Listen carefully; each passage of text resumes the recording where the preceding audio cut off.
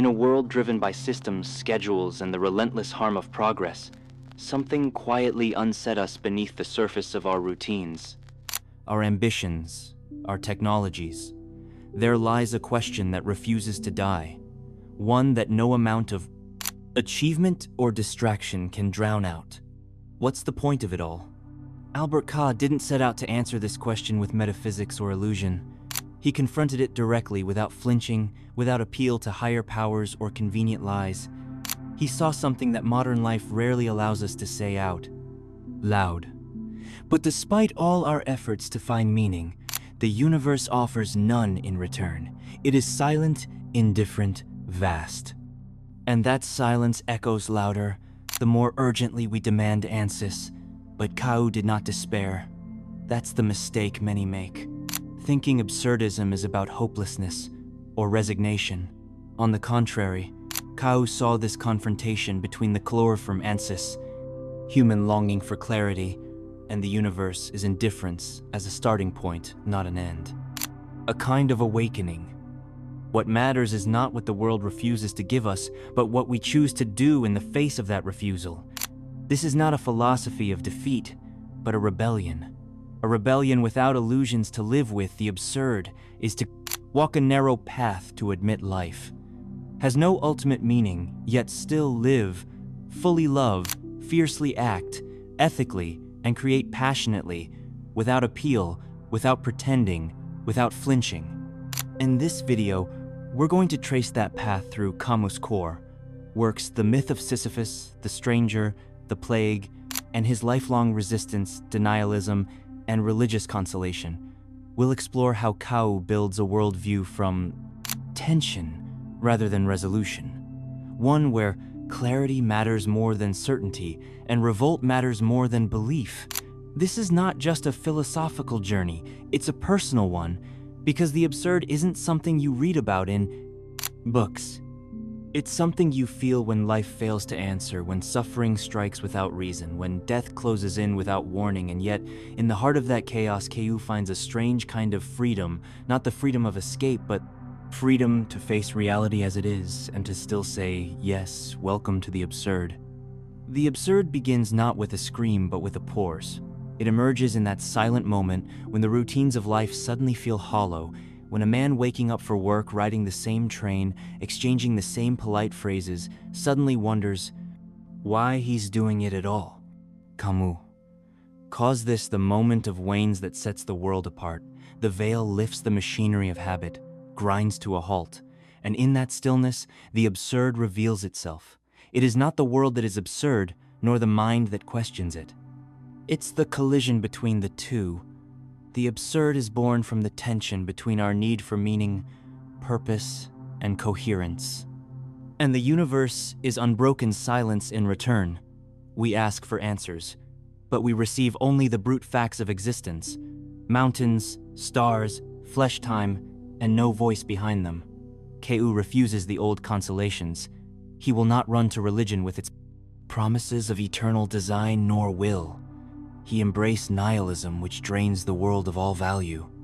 To him are forms of escape. He calls them philosophical suicide, not because they kill the body, but because they kill the integrity of thought. To leap into faith, or to collapse into despair, is to abandon the absurd instead of facing it. So, what does? He proposed not a solution, but a stance. The absurd man does not seek to reconcile the conflict. He chooses to live inside it. That means living without appeal, without hope of salvation, without fear of damnation, and most of all, without lying to himself. He accepts the absurd as a fundamental condition of life, and rather than run from it, he leans in. At the center of Camus' philosophy stands the figure of Sisyphus, the mythical king condemned by the gods to push a boulder up a mountain, only for it to roll back down each time for eternity. The punishment seems cruel, meaningless, unbearable, and yet Camus looks close, not at the rock, but at the man. What if? In those moments walking back down the slope, Sisyphus becomes conscious of his fate. What if he sees its absurdity and chooses it anyway?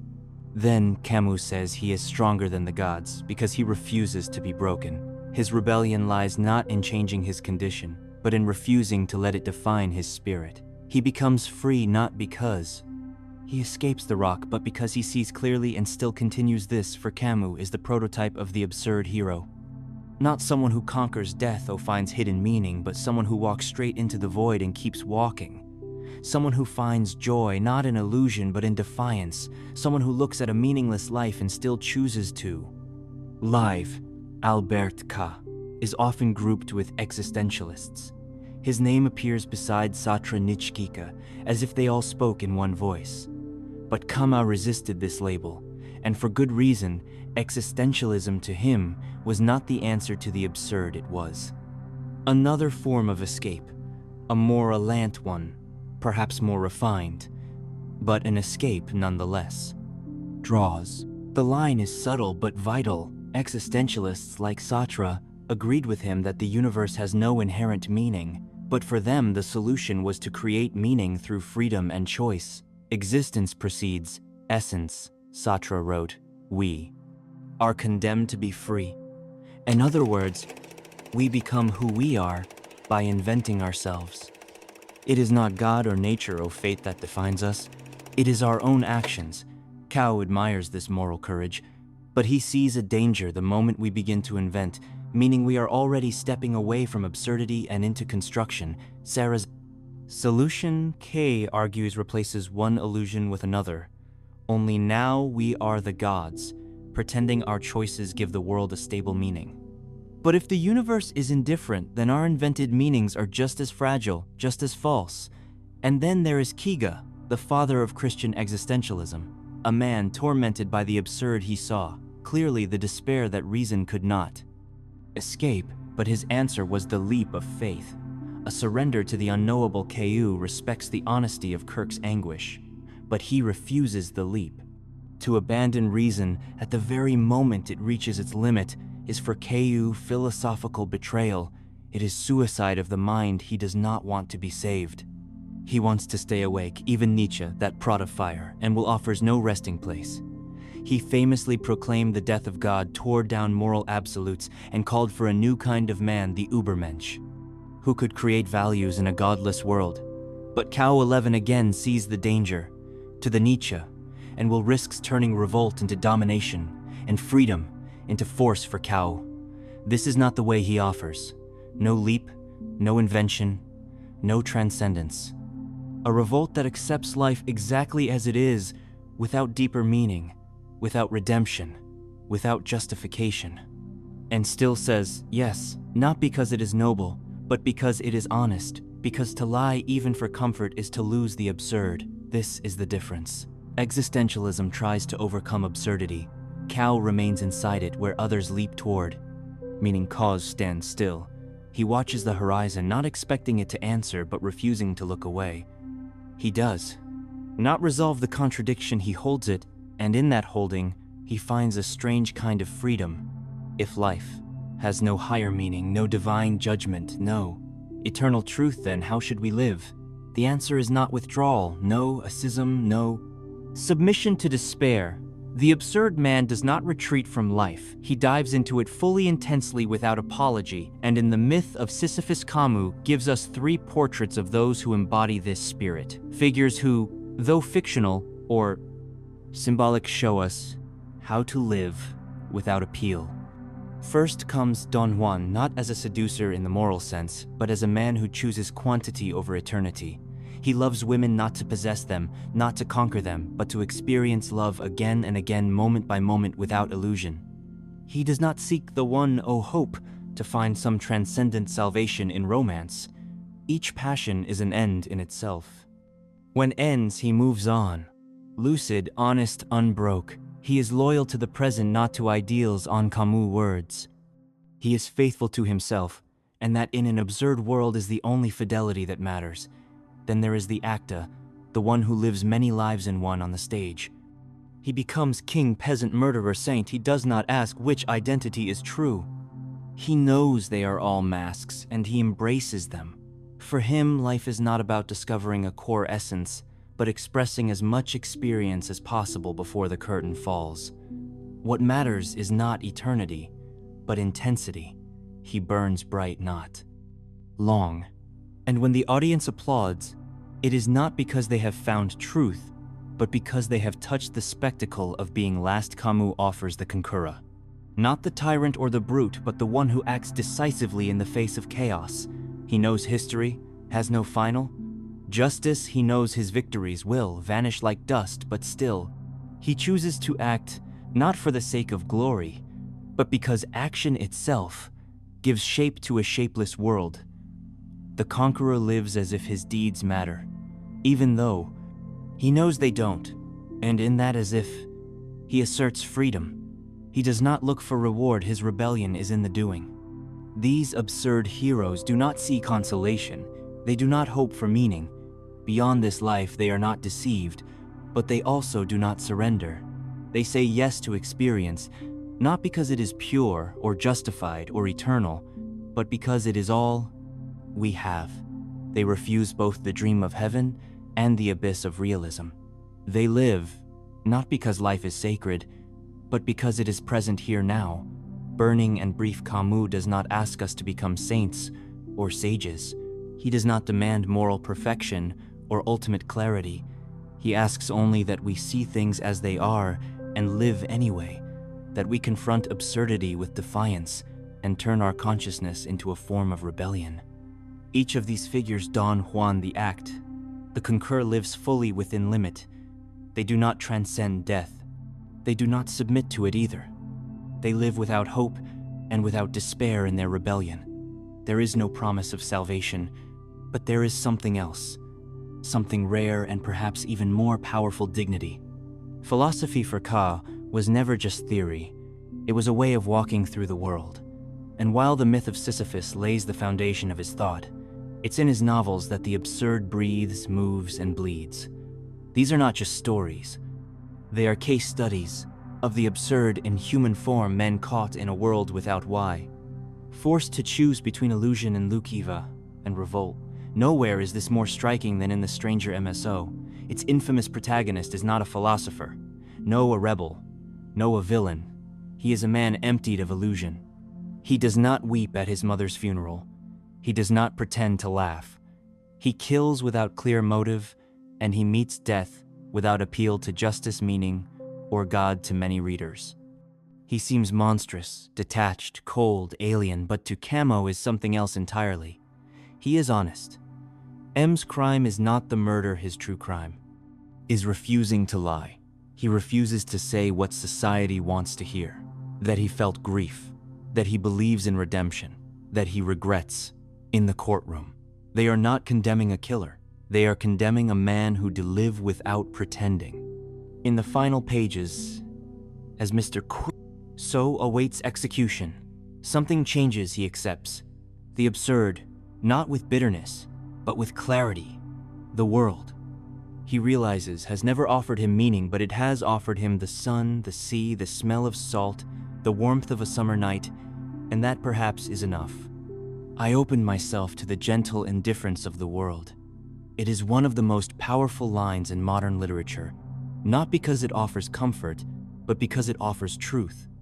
If The Stranger is the portrait of a solitary, absurd man, then The Plague is something larger, a city, a people, a collective fate set in the Algerian town of Oran.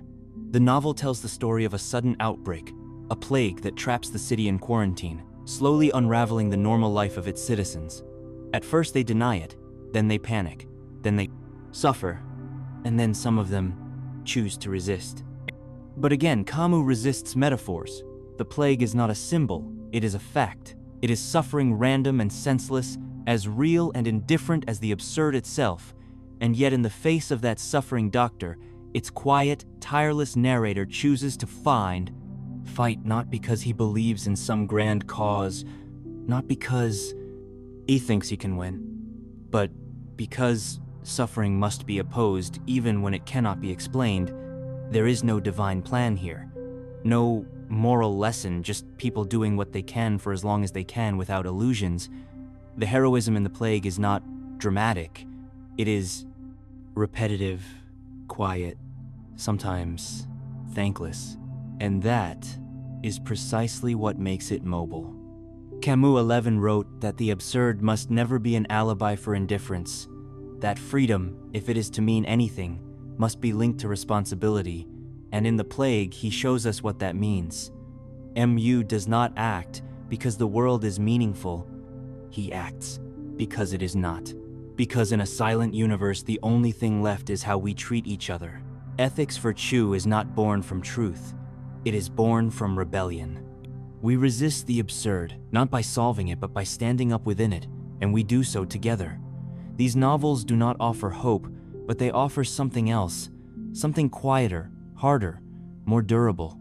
They offer lucidity, compassion, solidarity, and strength to say, even if nothing matters in the end, what we do still matters now. That is the paradox of the absurd. Camus never claimed to have solved the riddle of existence. He didn't promise peace or hope or transcendence. What he gave instead was a mirror held up to the human condition, stripped of illusion, and in that mirror, he asked us to look, not for answers, but for courage. To live absurdly is not to live carelessly. It's not to surrender to chaos or drift into despair. It's to wake up each day with full knowledge that life has no script, no final reward, no cosmic validation, and to live anyway. To choose revolt, not resignation, to act, not because it saves the world, but because it affirms that we were here, we saw clearly, and we refused to lie. This is what makes Camus' thought both unsettling and deeply human. He doesn't speak from above or beyond. He speaks beside us, in the same confusion, the same silence, the same raw encounter with existence. And from that place, he doesn't offer doctrines. He offers a posture, a way of standing upright when the ground gives way, of saying yes, not to illusions, but to life itself. In the end, Camus Absurdism is not a retreat from meaning, it is a demand for honesty, a demand to stop pretending and to start living with full presence, to walk the tightrope between despair and faith with open eyes, to laugh, to love, to create not because it lasts, but because it happens. If you've made it this far, you've walked alongside Camus in confronting the absurd, but this isn't the end. It's just the first step ahead lies rebellion, justice, and the ethics of resistance.